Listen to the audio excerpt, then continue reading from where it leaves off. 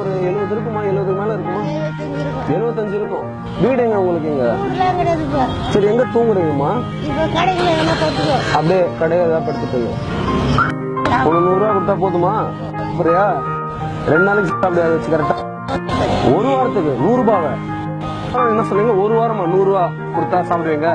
அப்ப நான் என்ன சொல்றேன், ஒரு வாரம் 100 ரூபா, 2வது வாரம் 200 ரூபா, 3வது வாரம் சரி பாட்டி, நீ எனக்காக ஒண்ணு பண்றியா? ஒரு மாசம் தயவு செய்து கையை நின்றாத, நீ நிம்மதியா போய் ரெஸ்ட் எடு, சரியா? ஒரு அதே போல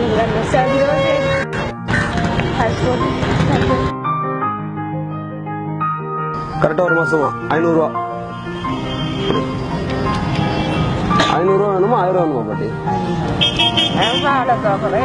அவ்வளவு வேணாமா? 1000 ரூபா தான் வேணாம், 500 ரூபா போதும். அதுக்கு பெரிய மனசு வரணும் கூட. இல்ல பாட்டி, சும்மா பாக்கணும்ல உன் மனசு எப்படி இருக்குன்னு.